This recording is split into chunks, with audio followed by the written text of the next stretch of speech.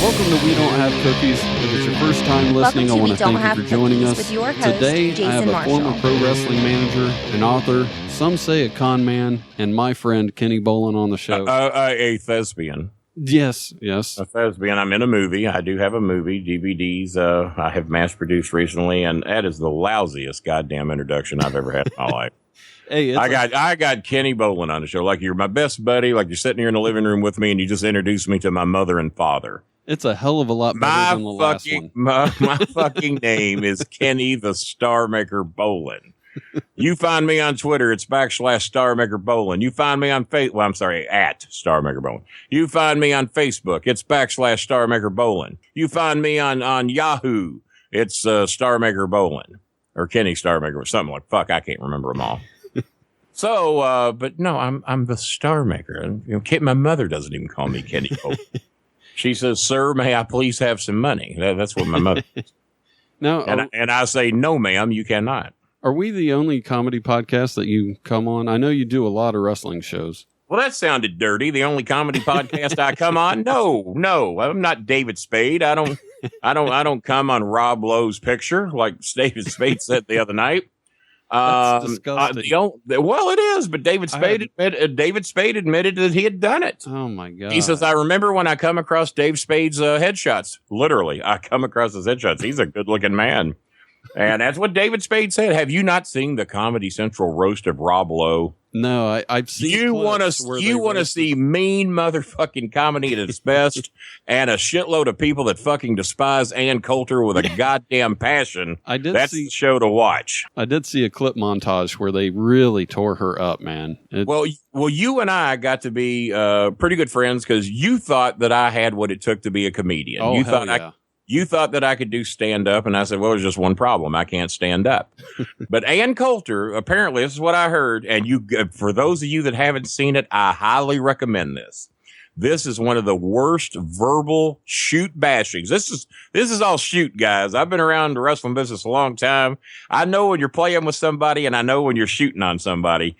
Ann Coulter was brought there to fucking shoot on. So they had a joke writer write all her jokes for her. Well, that arrogant cunt cut down everything. And I'm not the only one to call her a cunt. You watch that show, and it was said many other times other than me, more people more famous than me. Not really, because I saw that cast. I think I got them all done. But they ate her a lot. But they said that she rewrote every joke, and she wrote her own. Wow. And you wanted to, I don't know how many bombings there's been in Afghanistan and all the various places that we've had war in and dropped bombs on, but there was nowhere near as many bombs as Ann Coulter delivered and threw during her bit. She goes next to last on the Comedy Central, other than Rob Lowe. And, it was, one of the worst things I've ever seen. I hate her so bad I couldn't feel sorry for her. I put her on a level of Donald Trump. That Trump would really have to have something horribly bad happen to him to where I could muster up any sympathy for this orange-headed goofball that can't state anything with any fact, can't back up a word he says, but yet seemingly 30 to 40% of this country thinks he's the real deal, which scares me to death of what this country's made of. So when I see the polls, the fact that Hillary doesn't have a 45% lead scares the shit out of me. But enough about religion and politics. We'll do more of that in about 2 minutes. But Ann Coulter taught us all that comedy's hard. South Park taught us drugs are bad. Well, comedy's hard. It is for Ann Coulter. I'll promise you that.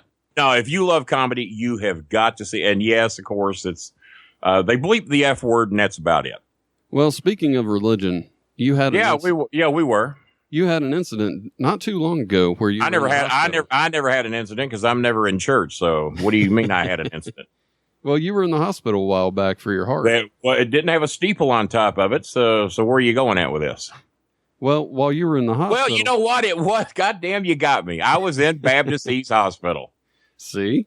Why the fuck was I there? Why wasn't I in Atheist West Hospital? That's what it should have been. And I'd got some better treatment.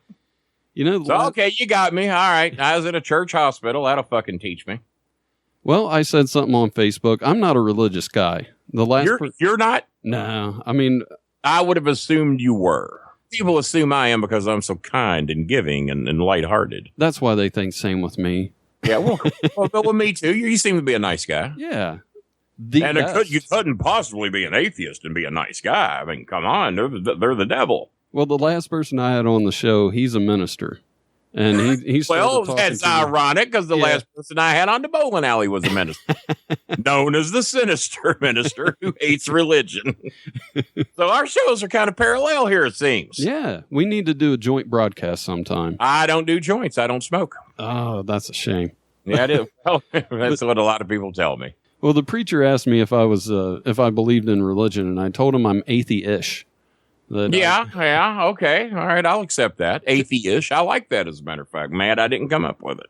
Because there's a lot of people who are atheists that they're just as cocky and just as much of a prick as the people who are staunch religious. Of course, and Jimmy Cornette's one of those. And I never try to shove it down the throats or bash anybody who does believe. I question where it comes from. Have you noticed everything that is an act of God is horrible? Floods, earthquakes, tornadoes, hurricanes, hail. Oh, it's an act of God. Your car was hurt by an act of God. Does God do anything good? An act of God never got me an insurance claim. Well, it's an act of God. The guy came out there and waxed your car and put new tires on it for you. That would be an act of God. I had to go down to Big O Tires last night and pay $380 for a set of $800 tires, but being Kenny Bolin got me a good sized discount. Thank God it comes in handy for something. But on the way home, if I fall into a big fucking hole, a big crater that was opened by an earthquake, and then that's an act of God, well, fuck, where do you draw the line? I think those things are an act of the devil. Wouldn't you? Yeah, maybe they should change that. That's the devil. Yeah, it's the devil doing that shit. Oh, that was an act of the devil. We're not paying for that shit. Act of God, we'll cover you on that, but no, that was all the devil's work. Oh, so how did God get credit for all these horrible things? Well, I want to side with somebody that cares about life, cares about people. That's where I want to align my money. And you know what? That's pretty much me. And I can assure you, I'm not God. Don't be praying to me. Well, you can if you want. But don't pray to me. I'm not God. I'm just try to be a nice guy. I help as many people as I can all over the world. And guys, let me tell you something. I got next to nothing. Great amounts compared to others that I help. But in the whole metro spectro of things, and I know neither one of those are words that should be used in this, but it sounded good for me. I'm not Mark Cuban. I don't have that kind of money. But what little I do have and what I get, I try to take at least a decent portion of that, or a decent portion of access that I have, like free movies, free car washes, free food. And I try to give that to people that's a big deal to. And, but nothing makes me feel better. Now, I know you didn't think we were going here today because I didn't either. But I have recently sent $70, $100 to 3 or 4 people in foreign countries that I knew, even Romania, that I've known for years, that have never asked me for a dime, but I knew this money would really help them and be a far bigger deal to them than it is to me. I can sell a set of headphones and a microphone. I can sell a couple of t-shirts, couple of books, and that money is replaced. And I didn't come on here to blow myself like Cornette does, but we can all do more. We can all help. And these are 2 atheists talking to, or atheish, you know. If we can do it, then you religious cocksuckers that believe in the invisible man in the sky need to step up and do more too. And don't give directly to your church. See, right? Because God knows where it's going. Give to the people that need it. Put it directly in their hands, and then you know where it goes, and you know what it does. All right, that's enough of my rant on that, because you're still trying to tell me, apparently I got you with some hot water, and I won't let you tell the story, and we've been talking half an hour. But if you don't think I can't talk 20 more minutes and prevent you from telling this story, you just try me, you fucking atheist. I got a lot of editing to do. You edit one word of this, and I'll never do your show again. I was going to say, I come as advertised and unedited, you son of a bitch. I was going to say, before we talk too much about religion. Well, it's a little late for that, isn't it? Yeah. You were in the hospital because of your heart. No shit. We talked about that a half hour ago. I know. I never got the point out. I was at Baptist East Hospital. I wanted to go to Atheist West. They wouldn't take me. They said there was no such place. All right, go ahead. God damn it. Because you were in the hospital. I thought I'd diverted you. I didn't think you'd get back to it.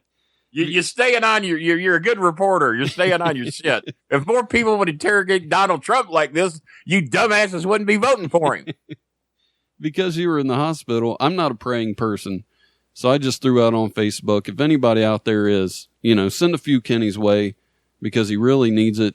And we should all just take a step back and realize that we don't have, each day ain't promised to us. No. So we need to be happy that we got one and spend it with people that we love, right? I might die ranting on religious people here today. You never know. Well, no, I'm the same way. I cannot go on and say my prayers are with you because they're not. Well, the next morning, the last time I prayed for anything, I prayed to God to help me find my baseball, and I never fucking found it. Now, if he couldn't come through when I needed a fucking baseball and it was the only goddamn one I had, well, fuck, I'm out. If you ain't gonna help me find my baseball, I'll find somebody that will. Nobody helped me find it, by the way. Well, the next morning I woke up and I saw I got a message from a buddy of mine, and I thought, well, he probably saw my Facebook post and thought, well, we'll hang out or something. Send it some prayers the old King's way, right? Is that what he's doing? I know he's an atheist too, but I figured he was just like, hey, man, we should hang out today or something because, you don't know if you got another one, so spend it with people you love. You never know, man. Nothing's guaranteed. I felt great.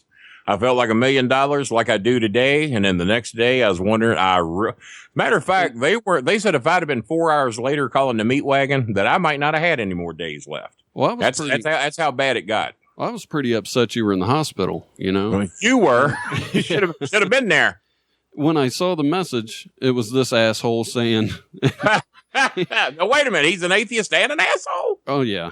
Because he's one of those preachy types. Because this wasn't the time for it, Right. I wake up and I look at the message and it says, asking people to talk to this guy isn't going to do anything for your friend or whatever. Right. And it had a little emoji with laughter and tears falling out of it. Well, why didn't he use that emoji with the devil horns? That's the one no, because that's kind of believing. If you believe in one, you can't believe in the other. But I'm sorry. If you don't believe in one, you can't believe in the other. But I was pretty pissed off to get that message. Well, yeah. My friend's dying in the hospital, presumably. I don't know what's going on. And I asked people to help out. Not to get petty now because I didn't talk about it much then, but there were less than 50-50 odds I was coming out, according to the doctors. They didn't tell me that because they didn't want to upset me any. And I was cracking jokes with everybody from day one. And this is the third time I've been in the hospital that I've been given less than 50-50 odds of coming out. And then come out and within a week or two feel better than ever. And here's what's weird. It's the losing the 103 pounds, if I can only talk, that put me in the hospital. Well, so what do? You can't win sometimes. I'm going to try to, this is a comedy show, so I'm going to start steering the shit more towards funnier stuff than I thought I was pretty funny on that religion stuff. You are. I'm doing my dog picking topics. My dogs aren't laughing, so maybe it ain't that funny. I don't know. Well, you were in, and now I'm trying to walk a line where my listeners who don't know you hear some of these stories that I think are great. How many times I've been on your show? You've been on. Let's see. This is the fourth one now. If you got listeners that don't know who I am, fuck you. It's about damn. Do you've missed 4 shows that I was on and you don't know me by now and know what I'm about? Fuck you. Oh, and welcome to the show. Yes. And please subscribe. Yeah, please subscribe. And if you don't mind, if you can send some money to my PayPal account, if I've entertained you, even though I've insulted you, I have many fans because I don't charge for any of my shows, unlike Jimmy Cornette. But I have a lot of fans, not as many as I wish, but a lot of fans who send me $10 a month because they claim I entertain them, and they would rather me get the $10 a month than Jimmy Cornette. If only 5,000 of you were just like the handful that actually send me that $10, my life would be a lot easier. And what the fuck is $10 to you? So let's rally around this. I want 5,000 of you, I don't care which 5, to send me $10 this month, and let's see how easy my life gets, and I might even give you $10 off the next month and give you a free month. And you can do that by going to wedon'thavecookies.com and scrolling down to the bottom and hitting that donate button. I know it probably seems like it's coming to me, but I'll be goddamn, it's going to PayPal at KennyBolin at MSN.com. Supposedly, I have between Twitter, Facebook, Google, a couple of various other places. You combine them all together, I've got roughly somewhere between 15 and 20,000 fans. There is, I can promise you, nowhere near that many are sending me fucking $10 a month. It's a handful, but it's appreciative. It's nice. It makes them feel good. Makes me feel a little better. But I'd feel a lot better if only 1,000 of you would send me $10. I can get by on 10 grand a month. See, that's all I want too. And I'll give back. Unlike these other pricks, I'll give back. Not all of it, but I'll give some of it back.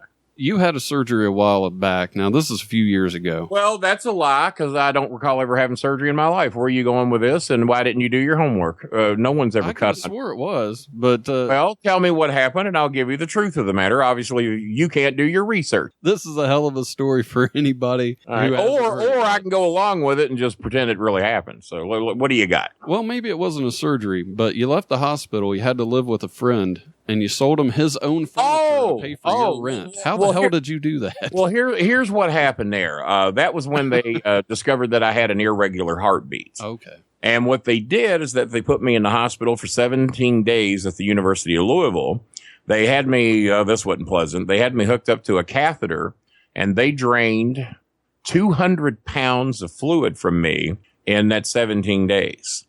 They said it's got to be a Guinness World Book of Records. They said, I don't know that they track records like that, but no doctor, no nurse, none of them had ever seen that much fluid come out of an individual. And when I say fluid, I mean pee, for those of you that can't follow along.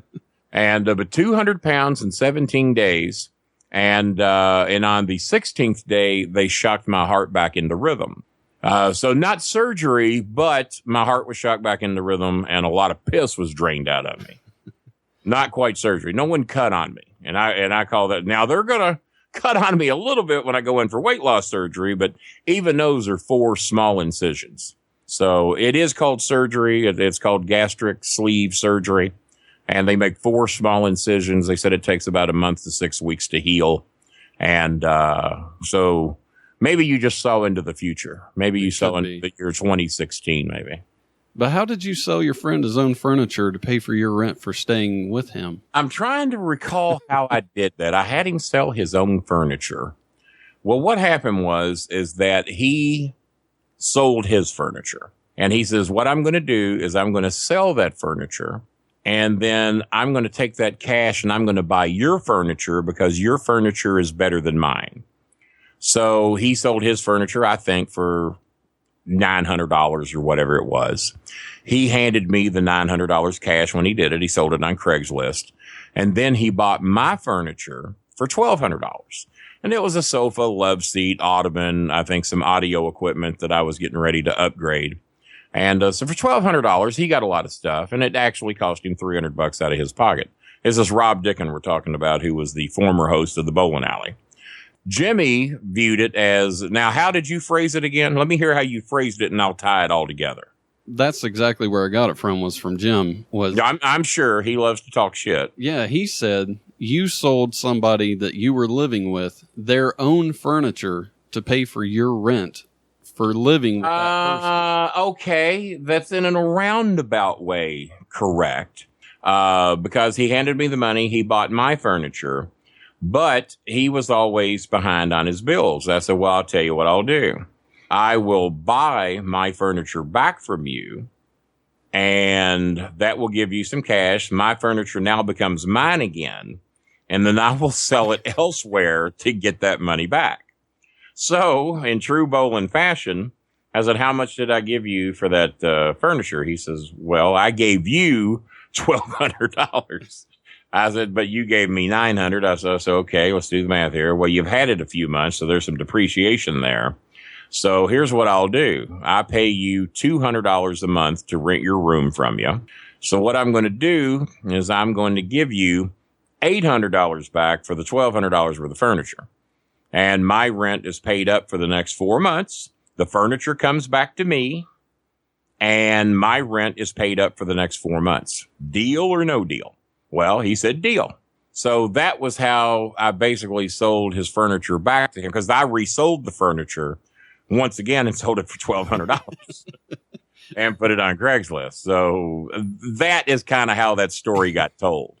I sold it to him, bought it back from him, at a substantial discount from what I sold it to him for, and then resold it for exactly what I sold it to him for. And so that is how this is basically you sold him his own furniture so to pay for the rent. And yeah, sort of. I guess you could view it that way. I never viewed it that way. But I just thought I was being a businessman is what I thought I was doing. Buy low, sell high. That's always been my... Buy low, sell lower. You go out of business like that. That's fucking Donald Trump.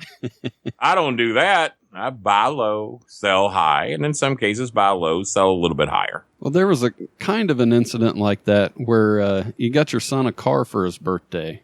Yeah, goddamn, you know a lot of shit. I say you didn't do your research, but apparently you did. I did. You just didn't get all your facts together because I didn't have surgery. But go ahead. Oh, I was going to see if you wanted to talk about that for a second because that was kind of an interesting story. How I've bought my son 3 cars. Which story are you talking about?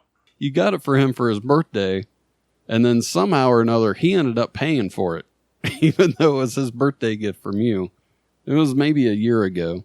Oh, yeah. Okay, that was the 3rd car I bought him. And the first car I bought him was, as a matter of fact, I bought him 4 cars. I take that back. I bought him the first one. I made him pay half of it back. That was a Celica. The second car I bought him was a Lexus SC300, a very rare car. There supposedly were only, maybe 50 left in the United States that were a stick and turbo and all that. And so I bought him that, and I made him pay for half of that. And then when he come back from Germany, because he sold that car to add to the cash he had to go to Germany, to go to school and to meet the love of his life, Mayara, and to bring her back here with him. So they did that. So, of course, he had no car. Well, I'd been doing fairly well at that time, and the headphones and T-shirts and the Beats by Bolin, I think the book had just come out.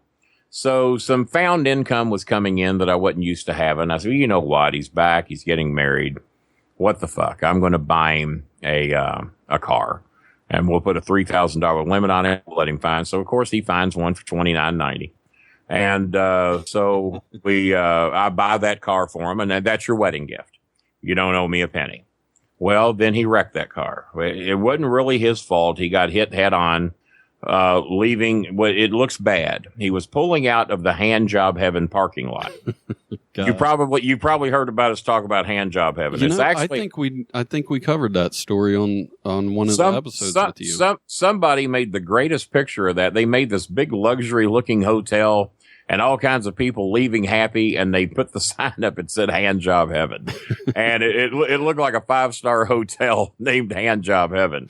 Well, I can assure you that's not what this place looks like. It looks like it ought to be named Hand Job Heaven and don't have the title because that's what you're going to get if you come here. And it's been a slum place forever. But my son, to pick up extra money, was delivering pizzas on the weekends. And the reason being because he found out during bad weather, you can make a shitload if you got a car that will get through the snow. He was making probably $300 to $400 working Saturdays and Sundays, delivering pizzas and tips and pay. And I said, well, fuck, it don't sound like the most glorious job in the world, but if you can pick up 4, 8, 12, 16, nearly $1,600 to $2,000 a month delivering pizzas, working weekends, and who am I to say anything? Yeah. So he's, the people at Hand Job Heaven apparently had ordered a pizza. So he goes there to deliver the pizza. And it's a shady part of Bardstown Road, man. I don't recommend anybody go there. But he was a big tough guy. So he said, fuck them, I'll do it. And if anyone caused me any shit, I'll whip their asses. Well, sure enough, they tried to get him up into the room and they were going to roll him. They were going to try and get his money. They didn't realize who they were dealing with. They thought they had a baby-faced punk-ass kid who they were going to fuck out of their money. So he says, no, I'm not going up to your room. Policy's against that. I deliver the pizza to the lobby. I get paid in the lobby. Well, the money's up in the room. Come on up with us. No, you need to go to your room. You need to get the money, and I'll be right here in the lobby waiting on you. Come on, man. I don't want to come back down here again. And you're going to lose your sale if you don't go up with us and get our money. Well, no, what I'm losing is my patience, and you can, that's fine. That's fine.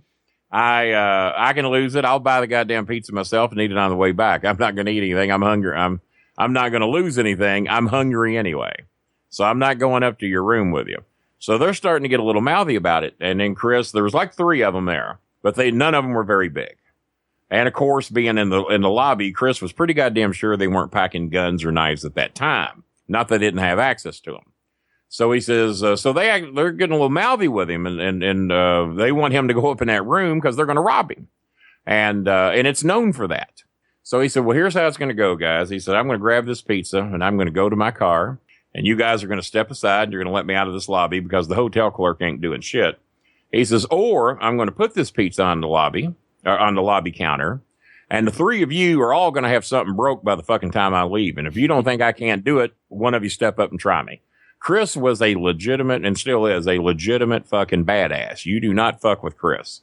I learned when he was about 17 that my fucking with him days were over. that I couldn't take him anymore. He learned all this MMA shit and black belt and taekwondo and various karates. He was trained tremendously by Sylvester Turkey. And not to mention that Brock Lesnar and Shelton Benjamin and various other guys helped him out a lot too. So he learned from all the best while they were here. And so apparently these 3 guys who weren't that big are thinking, you know what? He might fucking mean what he says. So they just backed away and they let him out. Christopher says, I was talking shit. He says, if any of those fuckers had guns or knives, it could have got interesting. Not that I don't think I couldn't have took them from them, but if I'm taking one gun away and the other 2's got guns, it could have got ugly. But I figured they weren't going to shoot me for a fucking pizza and what I had in my pocket. So they back away. They let him go. He pulls out of the parking lot, and I'll be goddamn if in a turning lane, there's a girl driving down the road. He said, it's clear she's fucking texting and driving. She's not looking up, and hits him head on and turns him a 720 in the middle of Bardstown Road. I get the word that he's been hit. 3-4 minutes later, I'm from where I live on Mutual Bank Road. Damn, I shouldn't have said that. Bleep that out. Okay. And, well, actually, that's not my address, but they leave it in. That's the road I live off from.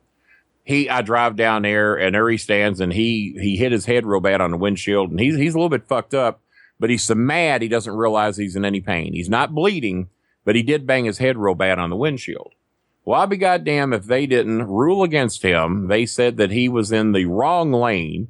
Well, by the time they got there, yeah, he was. He'd been knocked about 30 feet and did a 720 rotation in the middle of Bardstown Road. And from where he landed, it did look like he was in the wrong lane, but they never would accept how that story went. There were some girls that were working at McDonald's that said it was all Chris's fault. They were friends of hers. She was apparently on her way to work at McDonald's. Well, there's just one problem. From where they work at, unless they were sitting out in the lawn chairs on Bardstown Road, there's no way they could have saw that accident. But they claim they saw the whole thing happen. So it ruled against Chris. I felt bad for him because I knew from the accident scene it wasn't his fault. I said, so I tell you what, I said, your birthday's coming up here any day now. I said, consider this a bit of a birthday present. I said, I'm going to get you another car so you can keep working. I said, because I know you're shut down if I don't. So I bought him the car, paid another $3,000 cash for another car. I got him a job with an attorney friend of mine, or he was at that time. That shit's over. Chris was making a lot of money working for this attorney and getting bonuses for collecting from other criminals who owed money. And so he starts rolling into a lot of money. But he didn't have a bank account, and he needed me to cash his checks for him. I didn't get him for the whole thing. Once again, when I cashed his check, I pulled out $1,500 and I put it in my pocket. He said, what the fuck you doing that for?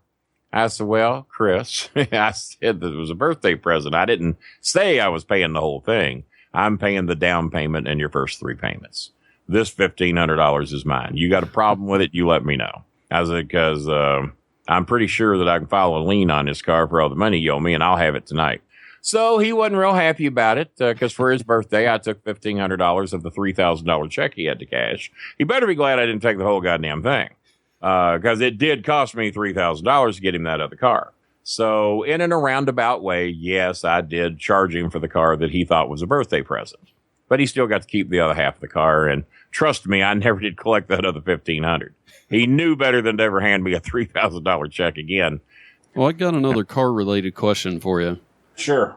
Now, this is another story that I've heard where you painted a handicap signal on the parking spot in front of your condo, so you'd be the only one who could park there because You had a handicap placard. Nobody else did. That was actually at Rob Dickens' place, and they had one handicap slot in the entire place.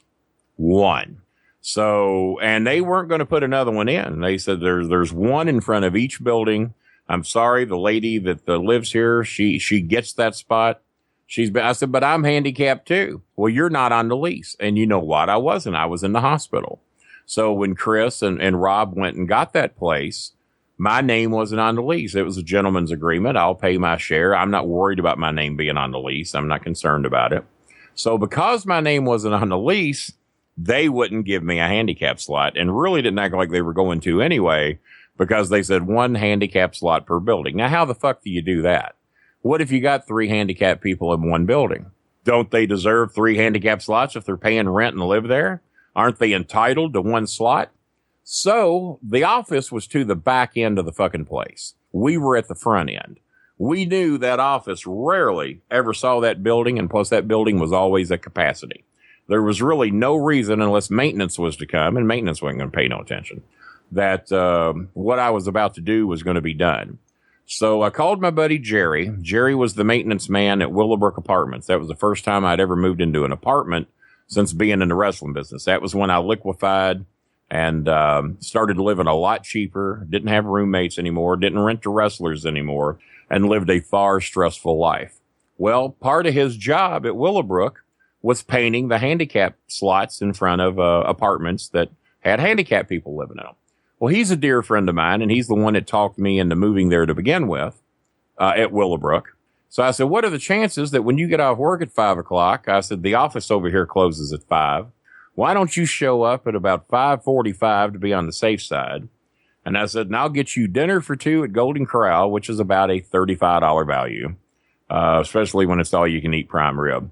I said, I got dinner for 2 for you at Golden Corral and a free Bolin Services t-shirt, because he didn't have one yet, if you will paint a handicap sign in front of my door. Well, will I get in trouble? I said, not if they don't know what the fuck you're doing. I said, you're going to look like hired help painting a fucking handicap sign. Ain't nobody going to say nothing. I said, just paint the goddamn thing and get out of there. All right, well, let me go get my stencil. So he gets the stencil, and he comes over there 5:45, right on time. And I'll be goddamn, he's out there painting the nicest, biggest fucking handicap sign. Well, there's just one problem. The other lady had a pole. The other lady had a pole in the dirt, and I had the big, nice thing painted right in my parking slot. And it had, and then he added reserved KB for Kenny Bolin. So he adds that to the deal. And I want you to know, I was there. I lived there about 13, 14 months. I want you to know it was month 8 before they realized that I had my own, because my car was parked there normally during the days anyway. Uh-huh. So I was parked over that sign. They never saw it. And if I left during the day, and then sometimes I go to the doctor or something and would have to leave it exposed, but apparently just no one ever thought anything about it. Maintenance probably thought that someone else from maintenance done it, and maybe they thought they ran out of poles. But it was there 8 months before they knew. They contact Rob. They're furious about it. Did you do that? No, we didn't do it. We thought you all did. We just came in one day and there it was. but you do realize Kenny's a fairly famous guy. They probably somebody felt bad for him and hired somebody to come over here and do it. We thought you all did it. So out of pity, they went ahead and left the fucking thing there. He said, your all's lease is up in 4 months anyway. Are y'all staying here? Rob said, fuck no, we hate this goddamn place. Kenny's got to go up and down 3 flights of stairs every time he swore to God and his lease was up, because they got it without me seeing it. Oh my God, they nearly killed me. It was up and down 2 flights of stairs, and sometimes I'd have to park 2 buildings away just to get it, and then you're packing your groceries or whatever. And so that's why that fucking handicap thing got painted right in front of my building. 8 months before they even knew it was fucking there. So I don't know how you heard about that. I don't remember, unless Cornette ratted me out for it again. Cornette seems to rat me out for a lot of shit I don't know about. Because I didn't know the story about Chris's car had been told either. So you're getting some first time stories here today. But if you ever need a handicap spot, just call my friend Jerry. He's on Facebook. We'll have his number in the show notes. Yeah, there you go. We'll put him in there. I got a question from last week's guest for you. All right. Yeah, you tell me this stuff. They have no idea who the guest is. And now what was my question? Because your guest was a preacher. Yeah. And it was, and I think I asked them about how many women have you slept with or something? Or it was something like, how many times have you had sex with somebody in your parents' bed? Yeah, that's what certain hours. Yeah, that's what it was. What was his answer? And I asked him. Well, you had to. It was your job. It took him a minute to think of what to say, but he said that he doesn't believe he's ever had sex in his parents' bed, so he doesn't believe. None. He doesn't believe, so in other words, he's not sure, which means he actually has. He's a liar. The preacher's a liar. So if you're listening, if you're well, you're not, but I am, and you're going to get in trouble for it because you let me say it. I'm bleeping it out. Well, I figured that. God damn it. You better not bleep out any of that other shit because I want all that in there. Well, the question is, what were the 2 most memorable smells you've ever encountered? One pleasant, one unpleasant. One pleasant. The most pleasant smell. Let me think on that a second because there's been a lot of smells over 56 years. Well, while you're thinking. Okay, let me give you the most unpleasant. Okay. The most unpleasant stayed with me forever. It wouldn't go away. It stayed forever and ever. I smelt it months, years after it was gone. And that is, and I'm probably going to pronounce it wrong. I never was good at it. When you dissect a frog, back in the day, they don't do that shit anymore, thank God. Formaldehyde, is that how it's? I never say that word right, and because I didn't care. I hated it. I didn't want to. But that shit fucked with you, man. It stayed, and I could smell it right in my nostrils for a year. It wouldn't go away, and it was the most pleasant. I can imagine the smell right now. You just talking about. I remember it too. Oh, you did. I don't know how old you are. I'm shocked you dissected a frog. I know you're younger than me, and some right to lifer finally quit dissecting fucking frogs. I thought you were going to make an ex-wife joke for a minute. No. Oh, bitch. I'm not going to say anything better. Maya in Germany used to dissect cow's eyes.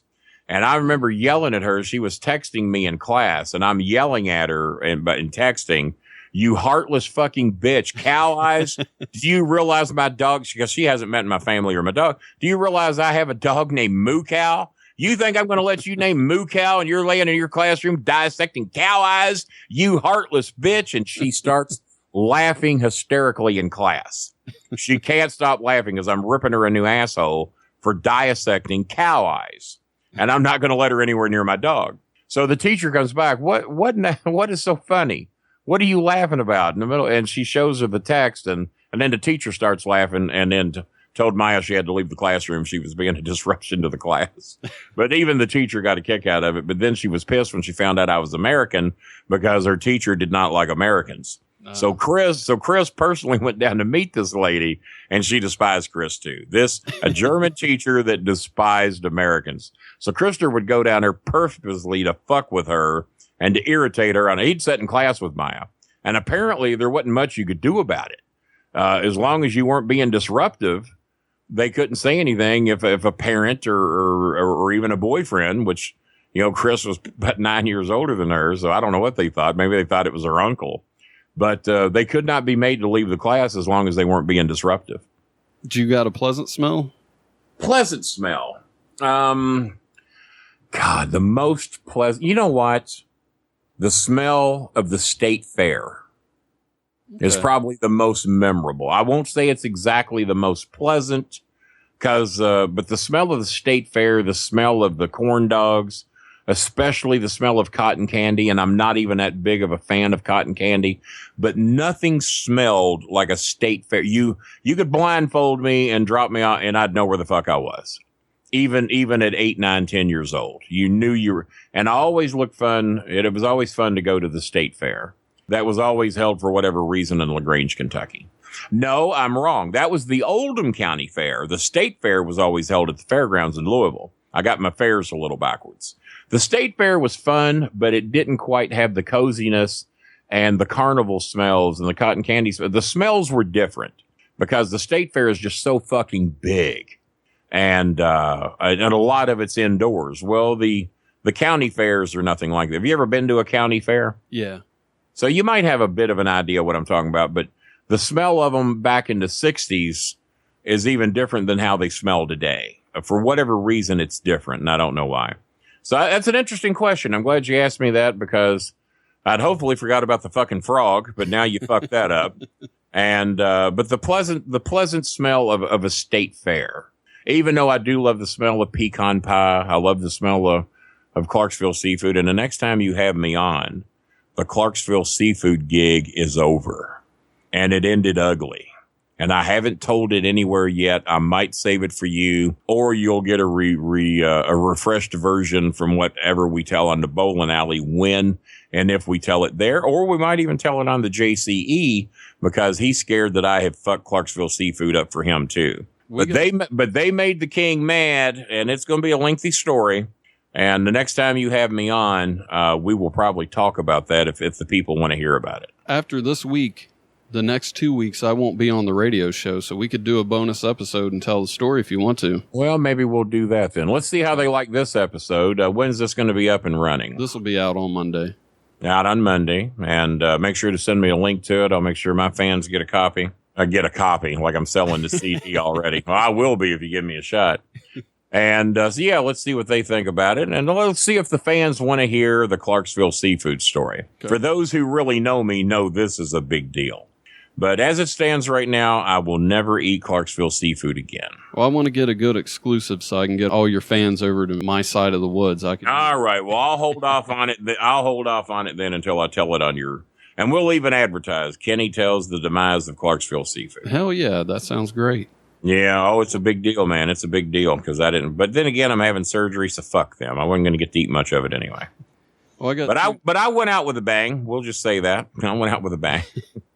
I got 2 news stories I want to get into before we go. All right. I do a segment at the end of each show called This Week's Dumbass of the Year. This was going to be... You ain't putting that title on me, you fucker. I'll hang up. Well, this is going to be the person who was this week's Dumbass of the Year. He actually got bumped at the last minute. He got bumped. Right, about an hour before the show. Wait a minute. This ain't getting any better. You're saying I took the place of the Dumbass of the Year? No, the next person. I couldn't even qualify for dumb. I had to be second place dumbass. His name's Lawrence John Ripple. Yeah? He's 70 years old. 70? He went and robbed a bank. I saw this. Because he didn't want to go back home to his wife. Yeah, no, he ain't a dumbass. He's a genius. And you know what? I thought that too. Because at first I'm like, what an idiot. Just get divorced. But at his age. That's costly. Yeah, at his age, if he does get divorced, now he's got to find a new place to live. He has to cook for himself. He has to clean for himself. Probably got to pay alimony to this old hag. They probably resort back to the rules of 1936 whenever he found this old bag. And I can tell you, I've been in relationships with girls around about day 30. You're going, oh, God, what have I done? What's a tactful way out of this without going to prison? And remember, I've never laid a hand on a woman in my life. So normally when I break up with a girl, I just quit taking their phone calls.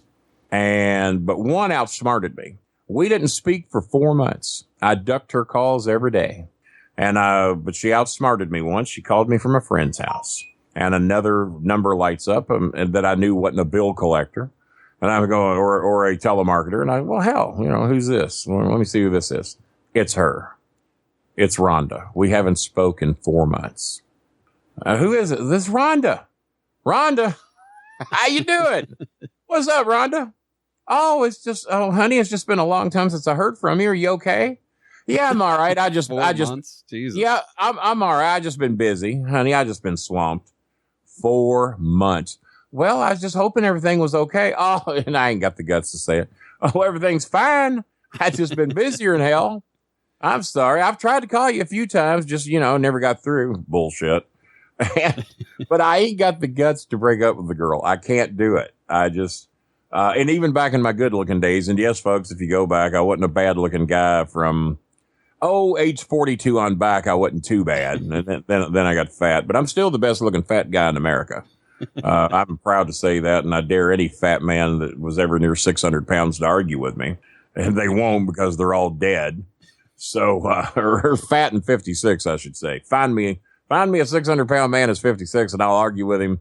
I won't stay all day long because he won't live that long. They'd run out of breath before they got to a good point. So. Oh, hell yeah, absolutely. So as you can tell, I don't get out of breath too easy. We're not sitting at my desk on a microphone.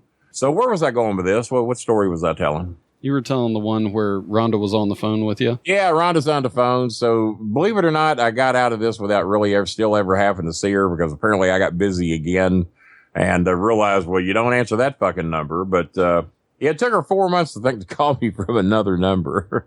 So, oh, well. But no, I don't ever remember calling a girl and telling her it's over. Just when it was over, I quit answering the phone, wouldn't talk to her no more. Never was good at face-to-face breakups. Now, I've been broke up with a few times, so you think there would be some revenge in my heart, and I would want to, I'll let you have it, you bitch. I'll embarrass you in front of your friends. I'll break up with you in front of your sick mother. But I don't have it in me. I cannot do it. I just don't have it in me. It's easier for me to take the classless way out. I don't text, but if anybody, I couldn't even break up with a text, because that means I'd have to say the words that it's over. I don't like you anymore. I found somebody I like better. Many times it wasn't I found anybody I like better. What's the old Rodney line? Well, honey, is it someone else? Oh, there must be. There didn't have to be someone else. It just, and oh my God, there's Cam Moron. Give me 1 second. Okay. Cam Moron. Hey, I'm on a podcast now. We're wrapping up. It's been a very good podcast because I've got to bash religion. Very good on the show. They're threatening to edit it all out, but I'm giving shit about it. I have huge news for you. Monster fucking news. News that will make you want to go to your bank account, empty it, and bring it over to me in a garbage bag later today. Don't you laugh, because I'm dead fucking serious. You go to the bank and you get all your money and you put it in a garbage bag. And I know how much you got. I know how much you got, so it better not be a little garbage bag. I want a big garbage bag. But I'm going to call you back as soon as I wrap this show up here in about 15 minutes. And I got some huge news for you that involves a WWE star. As a matter of fact, I'm going to tell this story on your next show, because this is a sweet story. Okay. That I'm getting ready to be a part of with Cam Moron here. Cameron's his real name. Actually, that ain't his real name. His real name is Little Jimmy LeBeau. Little Jimmy LeBeau, the bastard son of Jim Cornette. Say hello to Jason Marshall. Hello, Jason Marshall. Hey, how's it going, little Jimmy? Now you see why little Jimmy needs help. Little Jimmy struggled with that, and we do all we can with him. But no, little Jimmy's the bastard son of Jimmy Cornette that Jimmy will not admit. I've kind of taken the little bastard, and that's what I'm not calling him that to be hurtful. That's on paper what he is. He's a little bastard. And what hurts is we all know he's Jim's. And we all know he's Jim's. We've all seen the pictures. There's no denying it. And Jimmy has never paid one nickel. And so I have spent thousands, literally thousands, keeping this kid out of trouble, feeding him, taking him out, letting him be seen with me and some of the big wrestling stars, making him feel like somebody. I even had him ambush his dad at the state fair so he could get an autograph. and how did he sign your book, little Jimmy? How did he sign it? Your daddy, Jim Cornette. He admitted on a book that he was his daddy.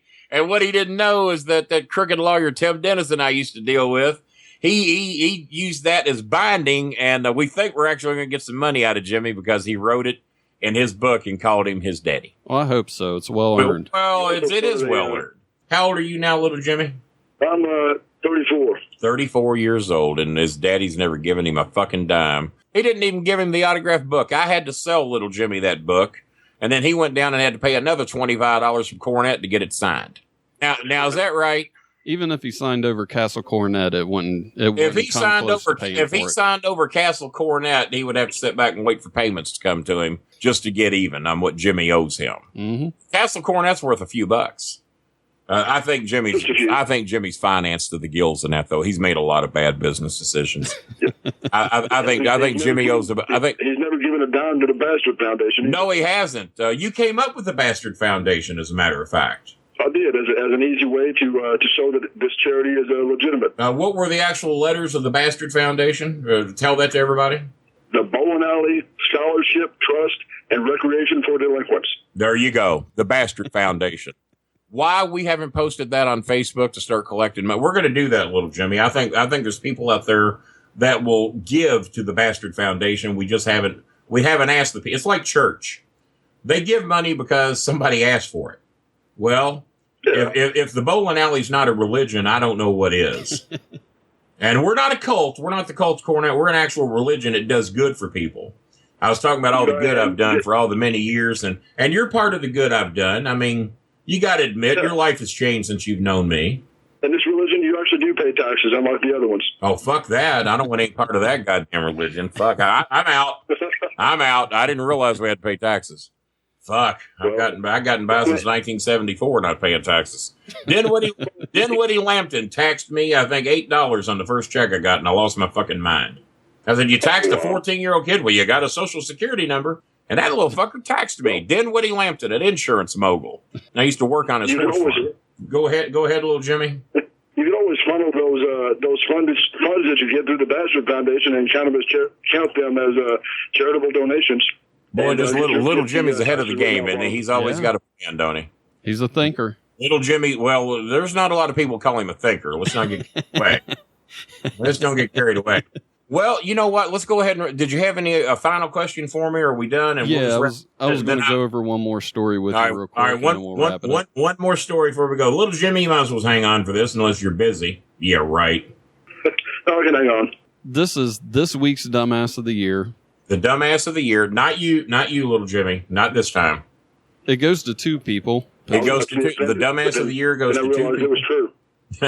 Go ahead. It goes to Patricia Ann Spann and her daughter, Misty Velvet Dawn Spann. Patricia Ann Spann and her daughter, Velvet Spann? Yeah. Velvet Dawn? Yeah. Velvet Dawn Spann. Why are they the dueling dumbasses of the year?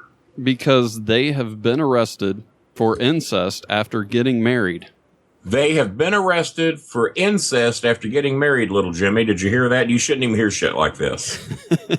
So the mother and daughter of the year got married and then were arrested for incest. Yeah, when the lady was young, when the mother was younger, her kids got taken away from her. No shit. And she met her daughter, they hit it off and got married. Her kids got taken away from her, little Jimmy, and then she met her kids at a later age. They hit it off and they got married. It would be like if little Jimmy discovered you and said, you know what, little Cameron, I like you. I think I'm going to take you home and fuck you. I'm sorry, that hit close to home, didn't it, little Jimmy? I'm sorry. Now, the reason that Patricia... I'm sorry. You didn't hear what I just said. You basically recreated little Jimmy and Jimmy's life. Little Jimmy met Big Jimmy. Big Jimmy liked little Jimmy. Big Jimmy took little Jimmy home and showed him even smaller Jimmy. But Patricia is more... You're not laughing. You're not laughing at that, Marshall. What's the matter with you? I'm sorry. It's one of the funniest things ever been said on radio. I'm basically saying Jimmy Cornette fucked his son, and you're not laughing. Little Jimmy, you got to break this shit in. That is pretty... When you put it in blunt When terms. you put it like that, when I go blunt, I tried to do the innuendo. No offense, little Jimmy, when I say innuendo. But, man, Marshall, you got to be quicker than that. I'm a thinker. I got little distracted. Jimmy might not be a thinker. He wasn't thinking when he let Jimmy fuck him. But I'm a thinker. You can work with me. Well, I got distracted because I realized there's a second part to this story. No. This lady... In 2008, actually married her son, too. And they got divorced in 2010. Little Jimmy, the same lady in 2010 married her son, and they got divorced when? Recently? They got married 2008, got divorced 2010, and then she went on to marry her daughter. Okay, she divorced her son in 2008. You sure the last name of these people ain't Razor and the first name Timmy Con? She divorced her son.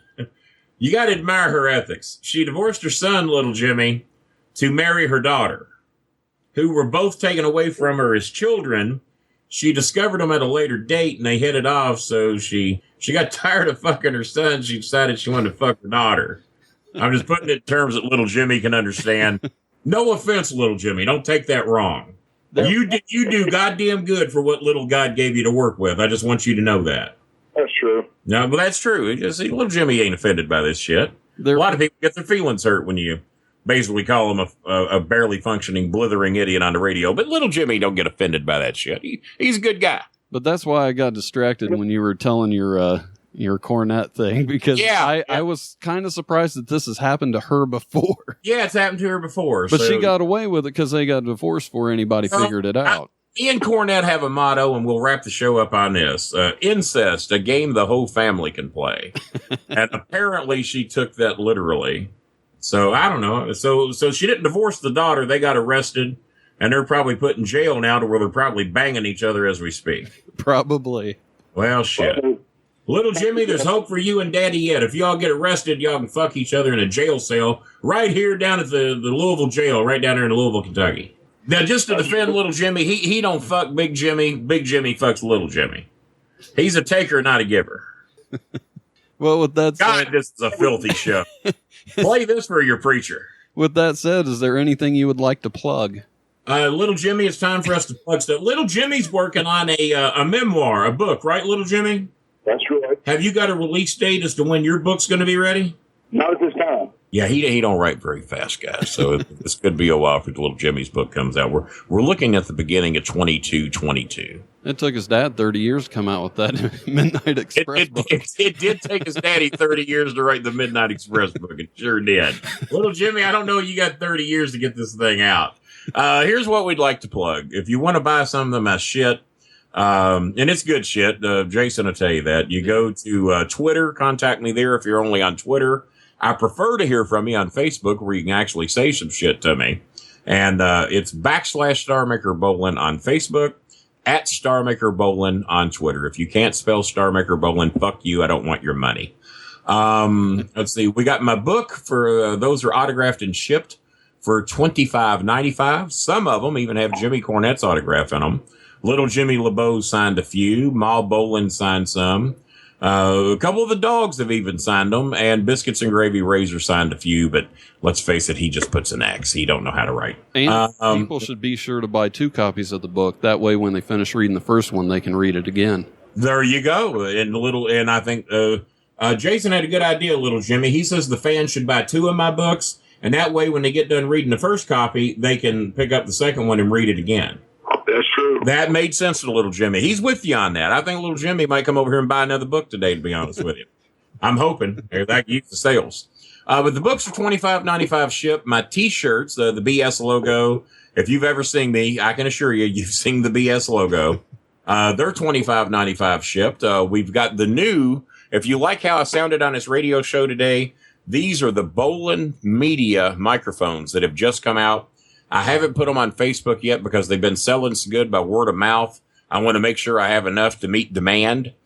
These have already shipped all over the world except for Antarctica, Australia, the Philippines, Japan, England, Germany, Austria, probably Canada, Mexico, where I'm probably leaving some places out. But these things are selling great because these are the very same microphones that Vince Russo uses. And Little Jimmy, you like Vince Russo, right? That's right. That's right. See him? He's getting quick. He's getting quicker. I know Vince Russo. Yeah. He probably wishes Vince Russo was his daddy because Vince would bone up and take responsibility and send us some money. But Vince Russo paid $129.95 for these microphones just 4 months ago. But I contacted my distributor that supplies me with Beats by Bolin. Just so happens he handles these same microphones. And he said, well, if you'll buy 25 of them, I'll give you a hell of a deal. I said, well, how much if I buy 50 of them? He says, well, I'll give you a real hell of a deal. So he did. So we're selling them for $59.95, plus tax and shipping, pending on where you live. If you're continental U.S., we'll get you out on tax and shipping for under $10. Those of you that have been buying them worldwide, those are expensive, and it's probably going to cost me about $25 or so to ship them to you. So, be prepared if you're a worldwide buyer. But a lot of you haven't cared. A lot of you have bought them anyway. And just because they're part of the Bolin empire of products and goods, I only sell quality. Over 3,500 headphones sold in the last 3 years, and not one person has ever asked for a refund. Mainly because we wouldn't give it to them. but they haven't asked, so we got that going for us. And but these microphones I love, man. You said I sounded good on your show today. Yeah. Remember how shitty I used to sound? Yeah. Well, that was on about a $12 microphone. So we've done away with those. Little Jimmy has these microphones. He's now doing his own little segments for the Bowling Alley. And he had a shitty microphone. And we said, well, Little Jimmy, if you want to be a part of the show, you need to have a good microphone. So he came over here, and some of the money that he earns I got him a job at UPS. Oh, nice. Yeah. Special needs division, but he's there. And I think we covered that. He stacks boxes one place and then he takes them to the other side. Remembered, little Jimmy, that you stack boxes in one place and then an hour later you move them to another. So apparently we have discussed this on Jason's show before. He's very familiar with little Jimmy LeBeau. But I will tell you this, there ain't nobody that stacks boxes and move boxes better than little Jimmy LeBeau. If you're out there and you got some money in your pocket and you want your boxes stacked one place and then moved to another, little Jimmy's your guy. He'll take care of you. And remember, little Jimmy, I get 50% of any money you make on box stacking, okay? Just like the $1 Million Man said, there's always a price. There's always a price, absolutely. And little Jimmy will work you a deal. Little Jimmy's a big fan of a lot of the wrestlers, just not his dad. His dad, so he likes $1 Million Man, though. And I think he likes the fact, because even little Jimmy knows that the $1 Million Man probably has $1 million. So he's a lot like every other wrestling fan. He's a lot like every other wrestling fan. He don't like Jimmy Cornette and he likes all the other ones. So yeah, he's a lot like other wrestling fans. So we've had a lot of fun here today, Jason. Yeah, it's been a good time. This should be the highest rated show we've ever done. This has been very educational. So. I think the 70% of religious people that I offended today, I think they'll forgive me. I think the other 20-something% of Trump fans that I've offended, I think they'll forgive me. I think they think I've enlightened them and educated them today. And I don't expect any trouble out of those people. But that remaining, what have we got? About 4 or 5%. Those are the people I'm counting on buying my shit. We've already pissed off all the others. Excuse me, little Jimmy? Either that or the risings. Well, either that or they're risings. Man, they make little Jimmy LeBeau look pretty fucking smart, don't they? Them risings ain't very fucking smart. Neither are some of them Bolins either, if you get it. I mean, I'm a special breed. Buy my stuff. Shirts, microphones, headphones, the wireless buds. Jimmy, what else do I sell? You got everything I got. I didn't charge you all that much for it. Just a little bit over face value. A little bit over, I mean. Well, fuck. Look at all the money you make at UPS now. It's found money. Found money. Still lives with his stepmother, so he pays no rent. Little Jimmy's got it going on. And people should make sure they subscribe to the show because we're going to have that exclusive story coming up here soon. Yeah, an exclusive story. You're no better than Cornette. You charge for your show, and I don't. I don't know who the hell. You just ask them to subscribe. Yeah. Okay. Well, you can't argue that. Okay. You can get it on iTunes, I'll grant Radio, iHeartRadio. And tune into the Bolin Alley the first Wednesday of every month. But we're not going to do that this month because we went early with the Sinister Minister. But I think here's an exclusive for you. We are going to have Donald P. Trump on our show the next Bolin Alley. I think, what is today's date? This is the 9th. I think we got him on next Wednesday night. Oh, nice. I'm pretty sure we do. Donald P. Trump will be on the Bolin Alley. Are you taking calls? Hell yeah, we're taking calls, and we're gonna interrogate this fucker hard. I'll try to call for the radio show starts. There is a chance we might have to take emails only because sometimes the more guests we have on the show, it limits us in being able to take live calls. But we will be taking live questions answered even if we are not able to take the live calls. What time is your show live? Because the radio show's 6 p.m. to 7 p.m. live. Okay. Donald P. Trump he's going to come on my show. My radio show's from 6 to 8, so. Your radio show's from 6 to 8? Well, cancel yours and listen to mine, dickhead. Yeah. I'll be doing my radio show with earbuds in while I listen to yours. And if anything's entertaining, I'm just going to If there's breaking news on my show, just come to my show. Just break in live. Because we're live. You know, we got some advanced technology over. We even stream live on video. Well, see, there we go. I was talking about doing the dual broadcast. We can do that because the radio show's live. It goes out. The only thing is we got to deal with the FCC. So, oh, you're fucked then. Yeah, you better have that bleep button cranked up, ready to go if I'm going to be on. Well, we're not, but we'll do a show one day to where we apply to the rules of the FCC. Sounds like a hell of a time. All righty, pal. It was a fun show. I got big news for little Jimmy LeBeau. We'll discuss what that news is next time we talk in an exclusive interview. Sounds great. I said good day, and you better play my exit music or I'm going to be pissed. It's a beautiful day. Hey, I get charged if you do that, just like they do on TV. Well, I don't because everything I do is fucking illegal. So I do what the fuck I want. I do what the fuck I want and dare anybody to do anything about it. Because when the bill collectors come, I move. So, that's a hell of a plan. I said good day. See ya. Well, that's it for us. Be sure to go to the website, wedon'thavecookies.com. Once you're there, you can find all the links to subscribe, contact info, past episodes, etc. And don't forget to like the Facebook page, facebook.com/wedon'thavecookies. Thanks for listening. I'll talk to you guys later. Thanks for listening. Tell your friends about the show and leave a review.